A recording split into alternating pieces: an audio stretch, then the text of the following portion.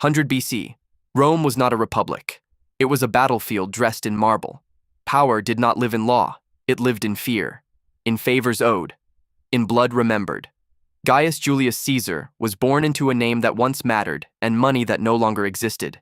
In Rome, that combination was lethal. Nobility without wealth meant exposure. It meant enemies who smiled while sharpening knives. The city was already sick. Two forces pulled it apart. The Optimates owned the Senate and the past. The Populares owned the streets and the future. Both used violence. Only one pretended it didn't. Caesar's blood tied him to Gaius Marius, the general who taught Rome a dangerous lesson. Armies could love a man more than a state. That lesson never died.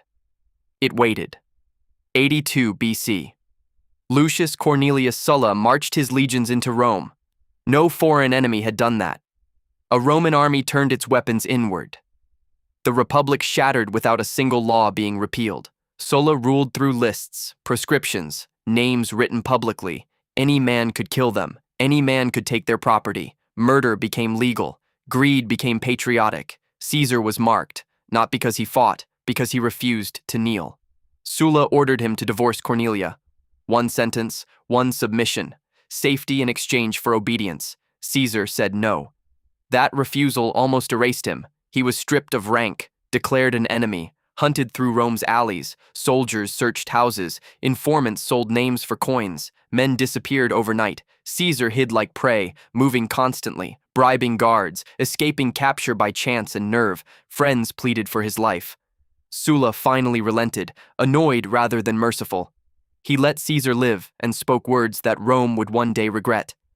There are many Mariuses in this boy. Caesar left Rome alive. But something inside him died.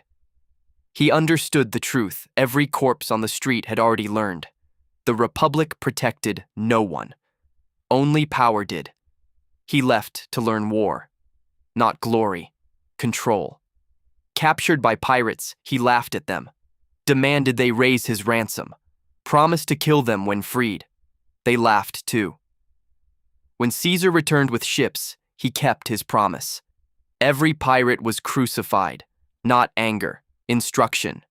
He came back to Rome sharper, colder, willing to borrow endlessly, offend anyone, and risk everything. Debt buried him. Debt freed him. Because a man who owes everything fears nothing. Crowds listened when he spoke. Elites hated him when he smiled. He learned how applause could drown out accusations, how generosity could disguise ambition. Rome did not see a monster yet. It saw a politician. But Caesar had already chosen his path, not survival, not compromise, domination, and Rome, soaked in its own blood, was ready to be taken. Rome did not forgive weakness. It waited for it. Caesar returned to a city that pretended stability while rotting from the inside. The Senate spoke of tradition. The streets spoke of hunger. Between them, ambition fed on chaos. He needed protection, not laws, power. So he built debt like an army, loans stacked on loans, favors bought with promises he had no intention of keeping. Every coin spent was a step closer to control. He learned the crowd, how to speak to anger without sounding desperate, how to offer hope without committing to limits. He learned that Rome loved generosity more than honesty. The elites despised him. The people followed him. Enemies circled. So Caesar tied himself to bigger predators. Pompey the Great had armies and victories. Crassus had wealth beyond imagination. Caesar had momentum. The first triumvirate was born. Not friendship, not ideology, a pact of survival. Each man held Rome hostage. Each man needed the others alive, and all three knew it would end in blood. 58 BC, Caesar was given Gaul. Not as a reward, as a gamble. Gaul was chaos, tribes without unity, forests without roads, ambushes without warning. Rome expected him to disappear quietly. Caesar crossed the border and never stopped moving. He attacked before alliances formed. He crushed resistance before leaders could speak. Villages burned. Tribes collapsed. Submission came faster than negotiation ever could. Mercy was calculated. Terror was deliberate. He wrote everything, every march, every battle, every justification. Rome read his words before it felt the cost. By the time senators understood what he was becoming, Gaul was already bleeding. Winter did not stop him. Rivers froze. Forests closed. Caesar moved anyway. 53 BC. Entire tribes were annihilated. Survivors were sold. The land was pacified through exhaustion and fear. Rome grew nervous. Then Gaul united. Vercingetorix rose. A single leader. A single cause. For the first time, Caesar faced resistance that could think. 52 BC. Alesia.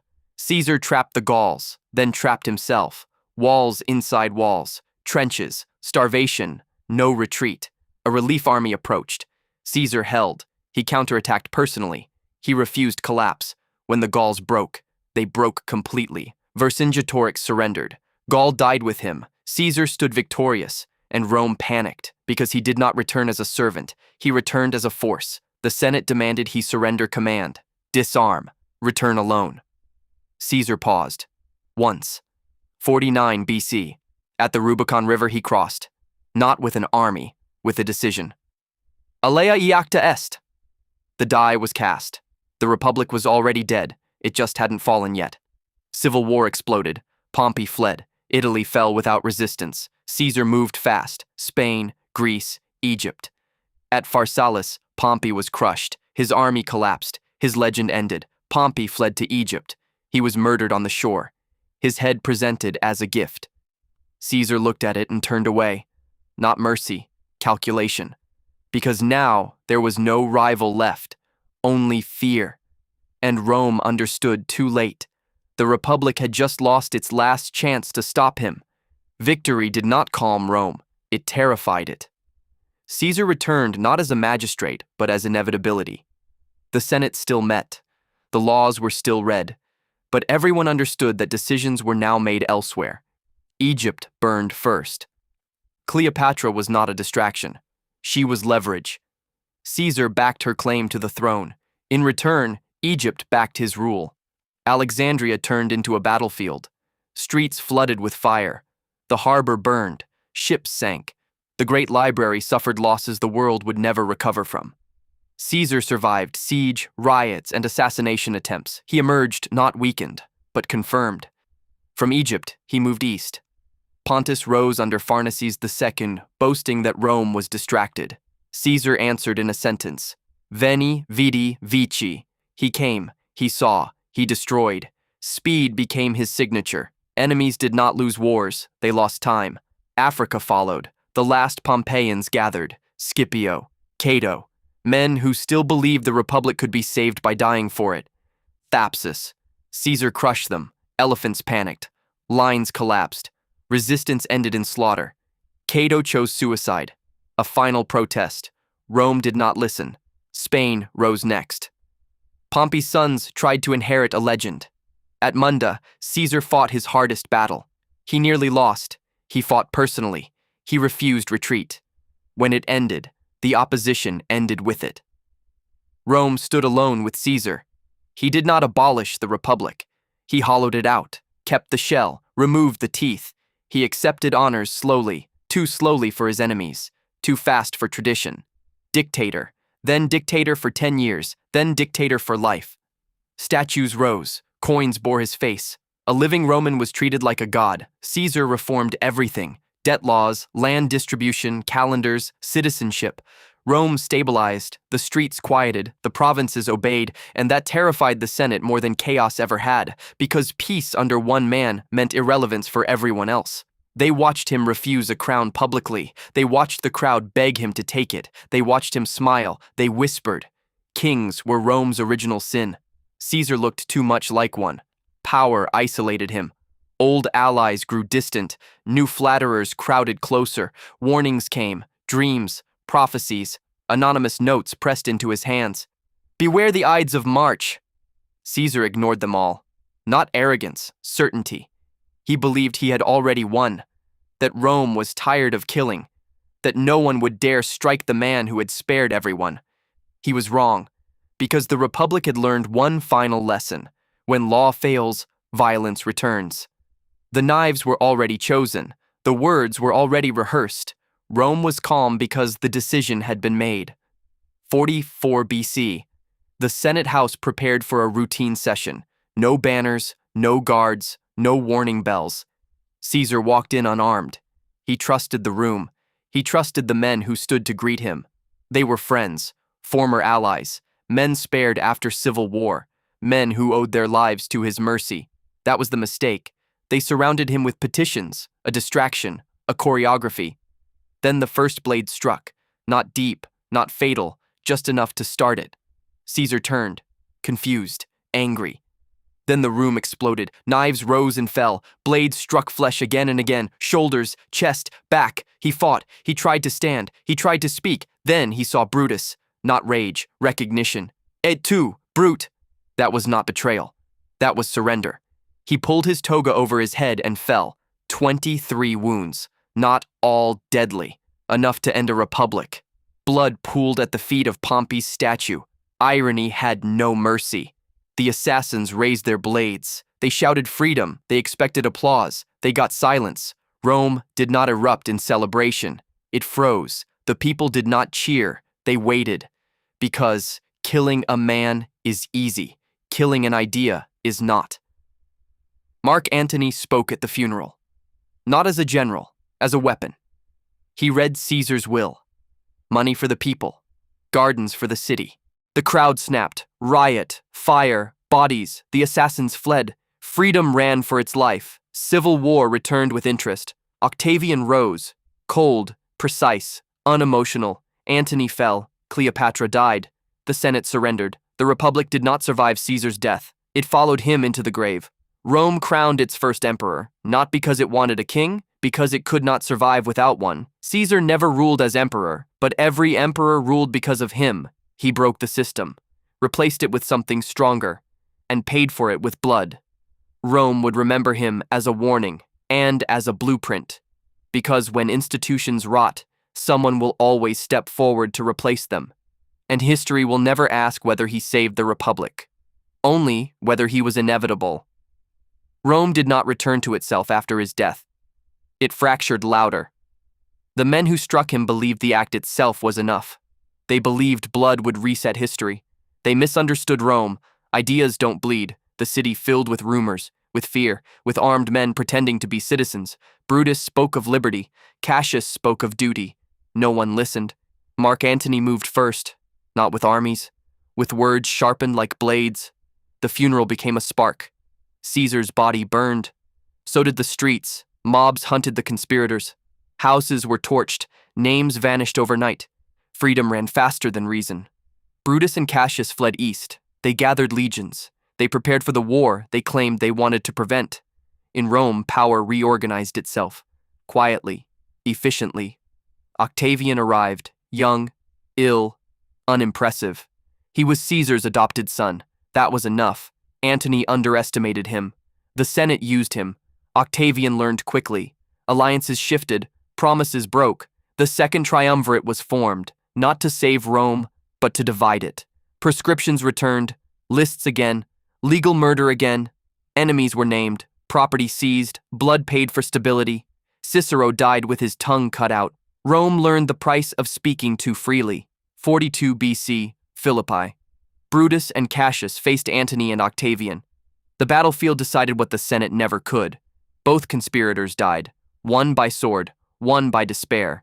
The dream of restoring the Republic died with them, but peace did not follow. Power never shares willingly. Antony turned east. Octavian stayed west. Rome split again. Cleopatra returned to the stage, not as a queen, as a symbol. Actium followed. Ships burned. The sea decided the empire's future. Antony fell. Cleopatra followed. Egypt became a province. Octavian stood alone. He did not call himself king. He did not wear a crown. He learned from Caesar's mistake. He ruled quietly, systematically, forever. Augustus was born. The Republic ended officially without ceremony.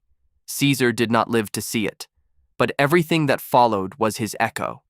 He proved a truth Rome refused to accept. When systems decay, men replace them. He did not create the empire. He made it unavoidable. And Rome never forgave him for that. But it never escaped him either. Time did not soften him, it sharpened him. Long after the knives cooled, Rome kept moving in the shape he forced upon it. Every road led back to his decisions. Every reform carried his fingerprints. Augustus ruled carefully. He learned from the corpse on the Senate floor. No crowns, no public defiance of tradition. Power wore a mask. But behind the mask stood Caesar's architecture. Legions no longer served the Senate. They served commanders. Governors answered to force, not debate. Law followed victory. The calendar itself was rewritten, months renamed, time bent to memory. Citizenship expanded, provinces integrated. Rome stopped pretending it was a city-state and accepted what Caesar proved it was, an empire that could only be held by control. Opposition changed shape. No more speeches. No more votes. Resistance learned to hide. Historians argued. Moralists condemned. Soldiers remembered results. Caesar's campaigns became manuals. Speed, shock, decisive engagement. Destroy leadership first. Break coordination. Win before the enemy understands the war has begun. Future conquerors studied him. Napoleon carried his name. Generals copied his formations. Politicians copied his path. Debt as leverage. Crowds as weapons. Mercy as calculation. He normalized civil war as a political tool. He proved loyalty could be manufactured. He proved institutions collapse when they stop adapting. Rome gained stability. At the cost of choice, peace lasted. Because fear learned discipline. The Senate survived as ceremony. The people survived as subjects. The empire survived as a machine. And Caesar remained at the center of it, not as a ghost, as a function. He was invoked to justify power, to excuse brutality, to explain necessity. When emperors fell, they were compared to him. When they rose, they claimed him. He did not die as a king. He died as a transition. The Republic had already ended when he crossed the Rubicon. The knives simply confirmed it. Rome learned too late that killing a man does not undo momentum. Systems outlive blood. Structures remember. Caesar's greatest victory was not Gaul, not Pharsalus, not Egypt. It was teaching Rome a truth it could never unlearn, that order is more seductive than freedom when chaos becomes unbearable. And once a people accept that, there is no return. The empire stood for centuries. It fell eventually. Everything does. But the world that replaced it still uses his language, his laws, his lessons. Because Julius Caesar did not conquer Rome, he redesigned history so that conquest would always be an option. Power always demands repetition, and Rome repeated him everywhere. Generals stopped asking how to govern. They asked how to command. Provinces learned obedience before loyalty. Cities learned that mercy followed speed, not law. The army changed first. Service became profession. Pay became loyalty. Oaths were sworn to men, not ideas. This was Caesar's quiet legacy. He did not invent it. He proved it worked. Across the provinces, governors ruled like kings. They collected taxes like tribute. They punished dissent like rebellion. Order spread. So did silence. History rewrote him in pieces. Some called him tyrant. Some called him savior. Most called him inevitable. The Republic's defenders tried to warn the future. They wrote of corruption, of ambition, of men who confuse stability with justice. The future read the victories instead. Rome taught the world a lesson it would never forget. Institutions survive only while they serve power. When they resist it, they are replaced. Every empire after Rome learned this. Every strongman studied the same equation. Chaos creates fear. Fear invites control. Control demands sacrifice. Caesar became more than a man. He became permission. Permission to cross lines. Permission to suspend law. Permission to rule without asking. Centuries later, his name still ended debates. Better Caesar than collapse. Better order than uncertainty. That logic built empires. That logic buried republics. The irony was complete. The man murdered to save liberty became the proof liberty was optional. Rome never recovered its innocence. Because innocence cannot survive efficiency. And Caesar's greatest conquest was not land. It was convincing the world that freedom is fragile, but power is reliable. Myth replaced memory. That was the final transformation. Caesar stopped being judged as a man. He became a measure. Every ruler who rose after him was weighed against his shadow. Too weak, and chaos followed. too bold, and accusations of tyranny returned. No one escaped the comparison. Rome exported his model. Not as philosophy, as practice. Frontiers were held by legions loyal to commanders. Cities were governed by fear dressed as order. Revolts were crushed before they could speak. Peace existed because resistance learned the cost. Writers argued about him for generations. Some praised mercy, others counted the dead. None could erase the results. The calendar kept his name. Time itself carried his mark. Months marched in his honor. History bent around his absence. Outside Rome, kings learned quickly. They copied his speed. They copied his discipline. They copied his willingness to end problems permanently. Caesar's wars became textbooks. His civil war became a warning that was ignored. His assassination became proof that killing a leader does not restore a system. Religion adapted. Politics hardened. Law became flexible. The world learned a brutal equation. Stability sells better than principle. When republics weakened, Caesars appeared. Different names, same logic. They crossed their own Rubicons. They justified emergency. They promised order. They delivered control. Some ruled briefly. Some ruled long. All claimed necessity. Caesar's ghost did not haunt Rome alone. It walked through Europe, through empires, through modern states that still debate whether safety is worth surrender. His story stopped being Roman. It became human, because ambition does not belong to one century, and fear does not age. The Republic died because it could not adapt fast enough. Caesar won because he moved before permission was granted. That lesson survived him. It still waits for moments of crisis. And every time a system hesitates, history remembers how one man stepped forward and decided the argument with force. What remained after him was not peace. It was a method. Rome learned to live with emergency as normal. Power stopped asking permission. It asked timing. Every crisis became an excuse. Every delay became weakness. Every opponent became an obstacle to be removed before it could organize. Caesar's path hardened into doctrine. Move first. Decide fast. End uncertainty violently if needed.